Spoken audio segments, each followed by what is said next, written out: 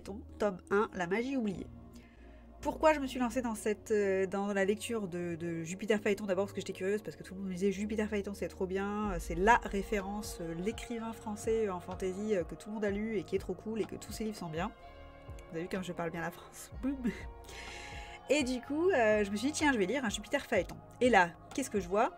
Toutes les 5 minutes, à chaque fois que je me connecte sur Amazon, j'ai une pub sur Magic Academy parce qu'il a 1500 reviews par livre, donc ma foi, très bien noté. Bon, alors bien sûr, moi, en tant que blondasse de mon état, je suis pas allée investiguer plus longuement.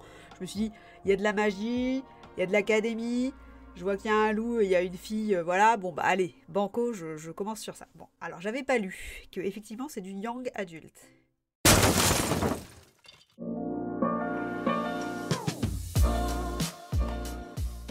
Donc le résumé de base, qui est sûrement aussi sur la couverture, c'est l'histoire d'une jeune fille qui s'appelle Ashkana et qui a 14 ans et qui va au lycée, comme toute personne de 14 ans de nos jours, n'est-ce pas? Et elle a une amie qui est un petit peu grassouillette et qui se fait bully à l'école, évidemment.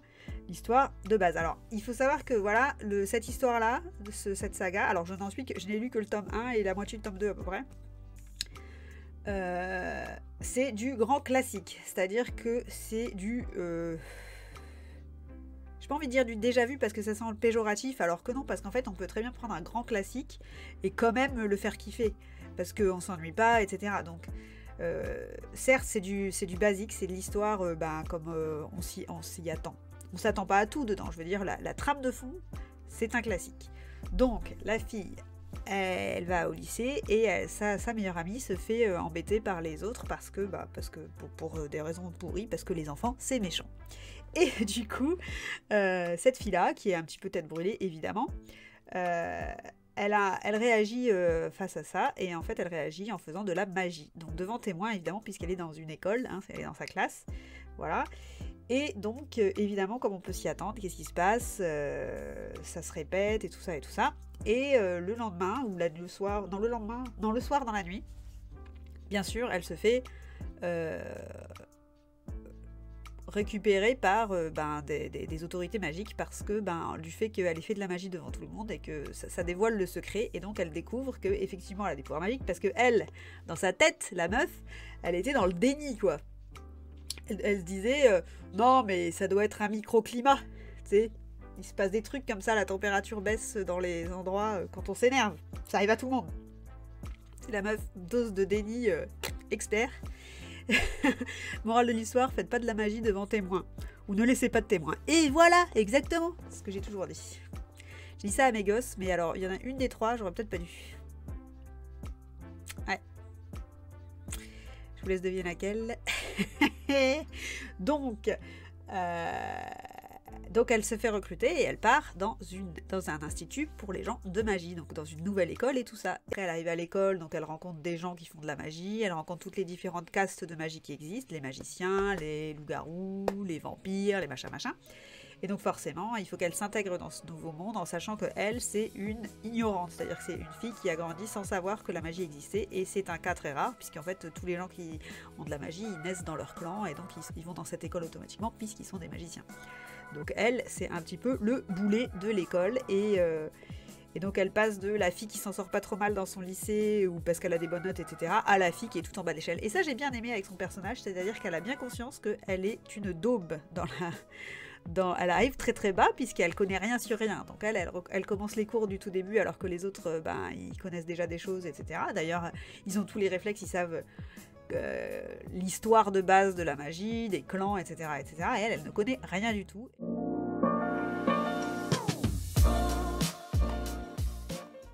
Ouais, pour moi, les points forts, déjà, c'est les personnages. C'est-à-dire qu'on a une bonne équipe de personnages. Donc toi, tu l'as lu, RKL, tu peux nous dire ce que t'en penses. Mais j'aime bien quand je trouve qu'il y a les éléments de base, ce qu'il faut, pour moi, les incontournables pour un bon bouquin. C'est-à-dire qu'il y a une équipe de base qui est bien construite. C'est-à-dire qu'elle est variée. Il y a plusieurs personnes, plusieurs caractères qui sont ensemble. Et ça, c'est pas mal parce que ça crée une bonne dynamique de groupe et moi, j'aime bien. C'est-à-dire que les caractères s'équilibrent, les personnages s'équilibrent de par leurs caractères différents, etc. Et notamment, moi, mon personnage préféré, j'ai toujours un petit chouchou dans les livres comme ça, c'est le personnage qui est drôle, qui est super drôle. Et merci pour le follow. Le personnage qui est super drôle parce que... parce qu'en fait, il cache quelque chose, des blessures, etc. Vous savez, ce personnage super exubérant, qui dit toujours de la daube et qui a toujours des petites réactions à la con dans toutes les situations, et qui en fait est un personnage qui est profondément blessé et qui est vraiment un personnage travaillé finalement. C'est le personnage, moi c'est toujours mon préféré parce que c'est le plus complexe et c'est lui qui donne toujours du relief au récit.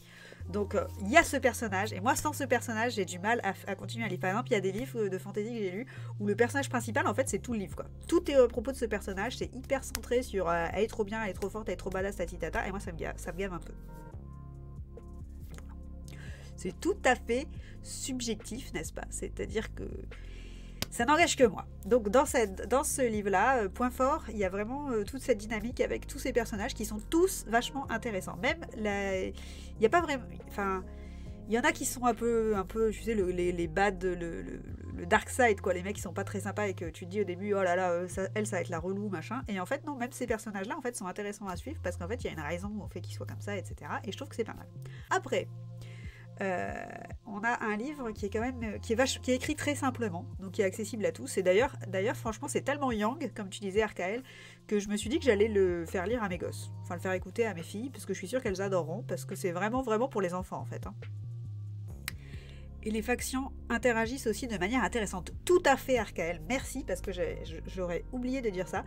Je trouve que les différentes classes dans cette histoire-là s'articulent très bien ensemble. Vraiment, c'est vraiment bien fait.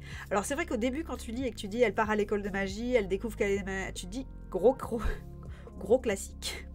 Mais c'est vraiment différent, c'est vraiment fait à une sauce différente. Et ouais, cette dynamique entre les groupes est vraiment intéressante. Et d'ailleurs, tu sais, alors moi j'ai lu que le tome 1. Enfin, j'ai commencé le tome 2 et je suis intriguée par le vampire, moi. Donc si je devais noter ce livre, je dirais, moi franchement... Là, je vais aller le noter, enfin, je l'ai noté vu que j'ai terminé de le lire sur Booknode, etc. Et moi, comment je note les livres, c'est... Ben, là, j'ai rien à redire, en fait. Je trouve que il est young, enfin, il est pour les jeunes, mais je veux dire, c'est moi qui l'ai choisi, j'avais pas vu spécialement. Il est bien écrit, il est tout... Ah, il n'y a eu qu'un vote, 100% ça se discute. Ah. Ok, donc en fait, on ne saura pas.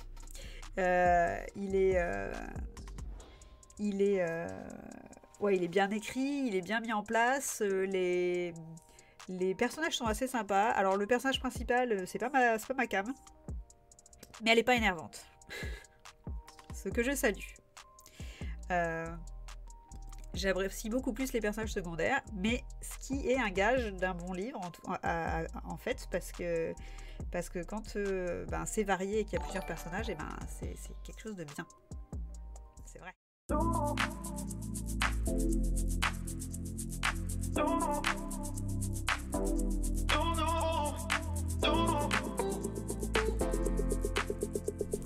Et pour la vidéo en entier, suivez ma chaîne Twitch.